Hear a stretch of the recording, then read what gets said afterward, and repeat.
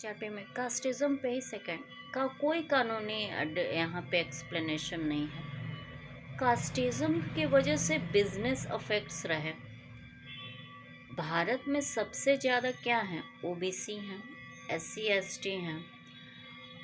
OBC sir, CGI sir पे जूता फेंकने वाले जो सवर्ण हैं, ये उनका सीजीआई सर और कानून, वो लोग ज़्यादा बड़े जगहों पे हैं, वो लोग जानेंगे। लेकिन रिजर्वेशन तो हम बहुत पहले, जब हम एलएलबी कर रहे थे उसी समय आप कहे थे ओबीसी कोई रिजर्वेशन की ज़रूरत नहीं है। भारत में सबसे ज़्यादा ओबीसी हैं। अब जैसे जेडी ट्रेवल्स मेरा है, वो कास्टिज्म का शिकार हुआ। एडीएम 9 जो है कास्टिज्म का शिकार हुआ। आप देखिए पूर्ण कुमार जी सुसाइड किए, उसके साथ एक इंस्पेक्टर भी सुसाइड किया। इसके पहले हम जितनी बार मतलब जब से लिए हैं, मान लीजिए 2023 से हम सरवाइव कर रहे थे अपना कुछ काम शुरू करने के लिए, लिवलीहुड के लिए। 2024 में कितने बच्चे बोरवेल में गिरे, कितने एक्सीडेंट्स हुए, रेलवे एक्सीडेंट्स वगैरह वगैरह, बहुत सारे इत्तेफाकन उस साल लगा कि पता नहीं क्या। 6 मई को हम कॉन्ट्रैक्ट किए, लीज पे उसका हमको मिला। तो लीज पे रहता तो उनकी कुछ और गाड़ियां हम चलवा सकते थे, तो वो आउटलेट लीज पे, वो गाड़ी लीज पे हमको दिए लोग। उसके बाद 15 को हम लेके आए, 9 को पूरा पैसा डिपॉजिट हुआ डाउन पेमेंट का। उसके बाद 1 महीना पूरे डॉक्यूमेंट्स न मिलने की वजह से वो हुआ, और उसके बाद 1 महीना बाद वो गाड़ी रख लिए सर्विसिंग के लिए। कास्टिज्म यहाँ पे साफ डिस्क्राइब रहा। मेरी तबीयत खराब रही, कंधा डिसलोकेट रहा, फीवर रहा, अभी सर पे चोट है, हम नहीं जा सके। लेकिन जो सेल्स बॉय गर्ल हमें दिलवाए थे वो मेरे रिप्रेजेंटेटिव थे, कॉन्ट्रैक्ट जो किए थे वो मेरे रिप्रेजेंटेटिव थे। उनको तो पता था कि मेरी गाड़ी वहाँ सर्विसिंग पे है। वो गाड़ी सर्विसिंग करा के वापस नहीं किए। अभी हाल में गए थे तो हम ये मैटर डाल रहे हैं। ये मैटर अभी कोर्ट में नहीं गया है। गोल्ड ऑक्शन इन लोग की लापरवाही की वजह से हुआ।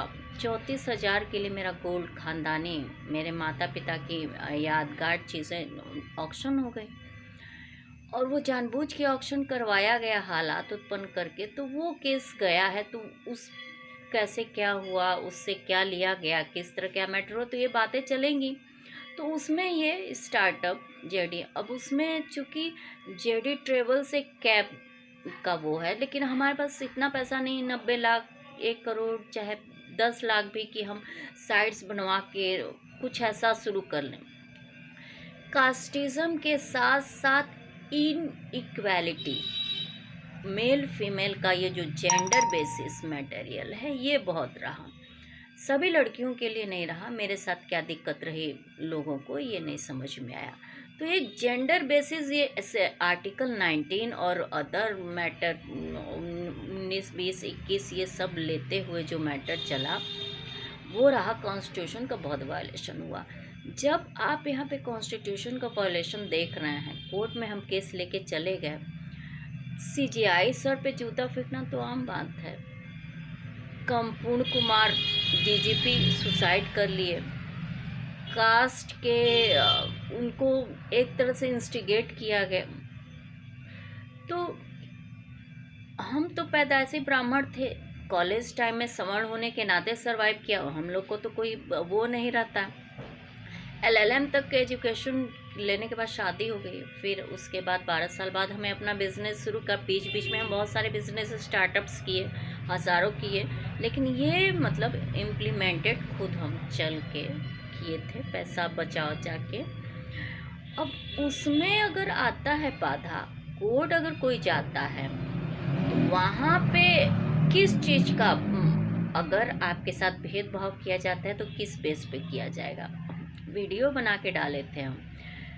हमें एफिडेविट के लिए स्टाम्प ड्यूटी नहीं, स्टाम्प ड्यूटी का पेपर नहीं बेच रहे थे, क्लियर भी नहीं बता रहे थे। और बिना स्टाम्प ड्यूटी के लगाए एफिडेविट में, उसका प्लेंट वैलिड नहीं होगा, क्योंकि हमने पैसा दे के प्लेंट सबमिट किया है गवर्नमेंट को।